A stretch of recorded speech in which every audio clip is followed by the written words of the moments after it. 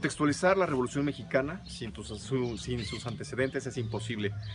Imaginemos las condiciones de vida de los que vivían en las haciendas. Eran propiedad, eran señores feudales, los que tenían derecho a lo que estaba adentro, vivo o muerto, a los caballos, a los animales. Y lamentablemente los seres humanos eran tratados como animales. No tenían ningún tipo de derecho. Existían las tiendas de raya, donde los mexicanos, nativos del lugar, pasaban en un estado de esclavitud y tenían una deuda permanente con el patrón. Era el deuda permanente porque nunca dejaban de pagar. Y eso mantenía condiciones de esclavitud.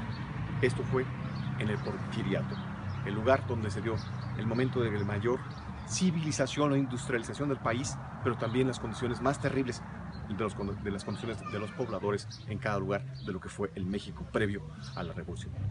Imaginemos que yo soy un hacendado. ¿Qué pasaría cuando llegaba? Podía elegir con quién acostarse, podía elegir a quién matar. Decidía entre la vida y la muerte de quienes él creía le pertenecían como una cosa. Acompáñame. ¿Cómo estás? Bienvenido, patrón. Me llevas esta, ¿eh? Bajo ese contexto podemos imaginar todo lo que podía repercutir en la historia del previo México de la Revolución Mexicana. El contexto de la lucha de clases. Acompáñame.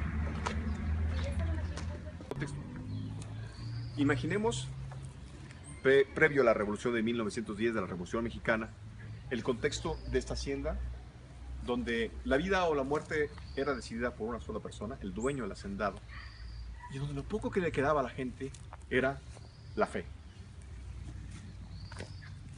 También la iglesia participaba dentro de este contexto social, donde la gente recurría a Dios para rescatar sus credos, su alma, su esperanza, su fe. En estas haciendas, imaginémonoslas llenas de abundancia, de riqueza, pero para aquellos que las poseían.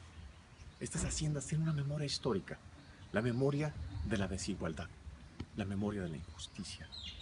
Por aquí se imponía, al igual que los señores feudales, la ley de un solo amo. Acompáñenme a conocer dónde refugiaba la gente su fe, dónde refugiaba su esperanza. En Dios. Acompáñenme.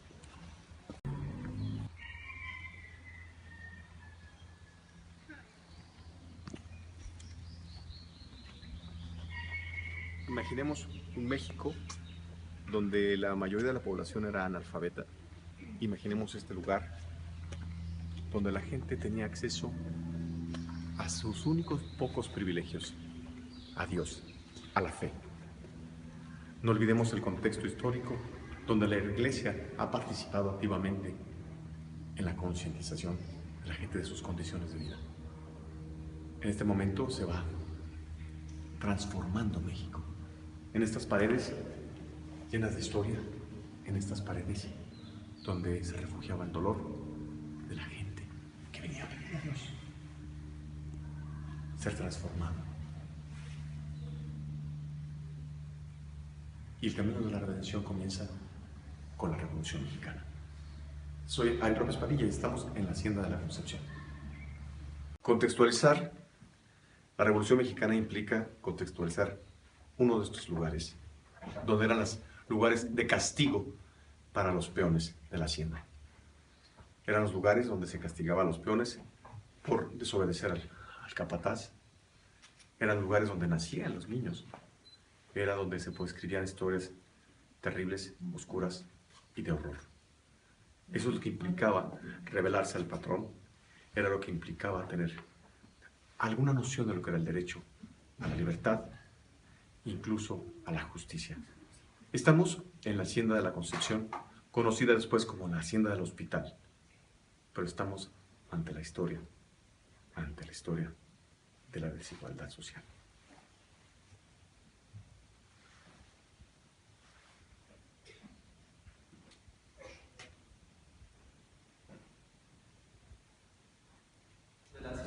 Para comprender este viaje a la historia de lo que son las haciendas en México, de la historia previa a la Revolución Mexicana, y esta en especial es previa a la independencia de México, Tenemos que entender los contrastes entre lo que era vivir arriba y literalmente vivir abajo.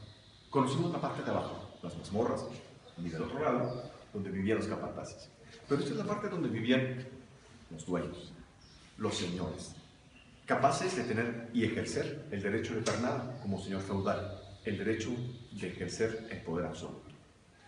Platícame, Uriel, este tipo de construcción se sigue manteniendo durante muchos años. Esto es, me comentabas cuál es el estilo que se maneja. Es una arquitectura neoclásica. Arquitectura neoclásica.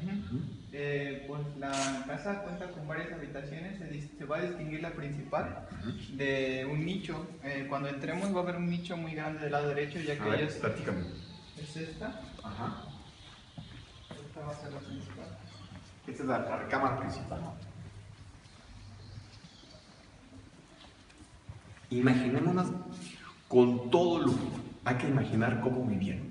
Tenían todo en una extraordinaria cantidad de recursos, porque estas eran haciendas muy ricas, ¿no es así, Uriel? Así es. Como les digo, del lado derecho se va a observar un nicho para una imagen religiosa. Es la habitación más amplia. Si observamos el techo, la mayoría de los techos eran construidos por vigas.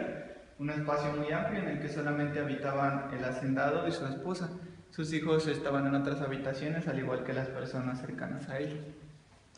O sea, esto viene desde que llegan los españoles. Desde que Y llegan. de alguna manera este hilo conductor de la historia se fue pasando generación tras generación. Así es. O sea, se asentaron las condiciones propiamente de esclavitud. Ven conmigo, Uriel. Y es una de las cosas que a mí me gusta mucho de lo que están haciendo, es que la gente no olvide de dónde vienes para saber a dónde vas y entender el contexto. Uriel, otra cosa, por ejemplo, estas eran las recámaras, la principal, después venía la recámara de los hijos, me imagino. Esta es la recámara del heredero. Del heredero. O sea, había una recámara para el heredero, o sea, ser primogénito, que es prácticamente un estigma en México, pero eso es otra historia. Pero esta era la de el heredero. Diríamos de tipos contemporáneos, el junior, ¿no? Sí, el primer varón del hacendado era el único que tenía acceso a toda su fortuna. Los demás hijos vivían cómodos, pero no manejando los recursos de la hacienda. Entonces, estábamos en la recámara de papá y mamá, después la del heredero. Así es. ¿Y venían? Venía la habitación que era para visitas, que igual se va a distinguir por un nicho también. Regularmente las visitas eran visitas importantes de, digamos, hasta virreyes, otros hacendados. En la primera etapa, después venían como las personas en la reforma. ¿Cómo se vive la reforma en la época de Juárez, todo ese espacio? Bueno, esta parte ya fue predominada por la familia de Vicente Simón Alonso, es el segundo en mando de la hacienda o el segundo hacendado. Y durante esa etapa la hacienda se iba extendiendo aún más. La hacienda contaba hasta con 12,000 hectáreas en una etapa. De hecho, de la hacienda nada más son 5, pero de extensión eran 12,000. ¿Cuánta gente llegaba a vivir o dependía de esta hacienda? Bueno, hay un registro histórico que se dice que más o menos entre 400 y 500 personas habitaban la hacienda. Obviamente entre peones, entre capataces. Estamos en el municipio de Cuautla, en el estado de Morelos, en uno de los espacios más representativos y significativos de la historia de México, la Hacienda de la Concepción, conocida también como la Hacienda del Hospital. Estamos con Uriel, que es parte de un proyecto muy valioso, que es el poder recuperar los espacios históricos, hacerlos autosustentables a través de sus pobladores, la gente que vivió la historia de este lugar. Durante 500 años este espacio se ha conservado y ahora son sus pobladores, a iniciativa de ellos, que vuelven este espacio un espacio turístico, un espacio de visita, pero también un espacio donde se pueden crear eventos. Cuéntanos un poco cuál es la idea de todo de esta iniciativa por parte de los pobladores que viven aquí.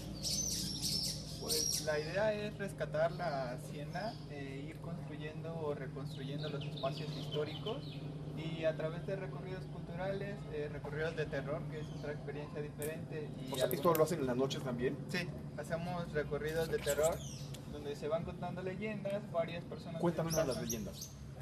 Bueno, si ustedes alcanzan a ver los muros a través de, obviamente, de la cámara, van a observar que son muros muy amplios. Se dice que cuando se iba edificando la hacienda, en el interior de los muros se ponían cadáveres de niños recién nacidos o defectos en adoración al diablo.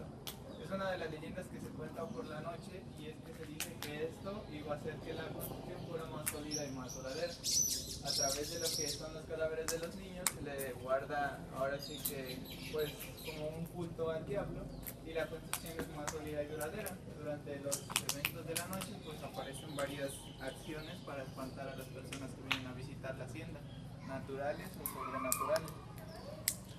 O sea, digamos, estamos ante un acto aberrante.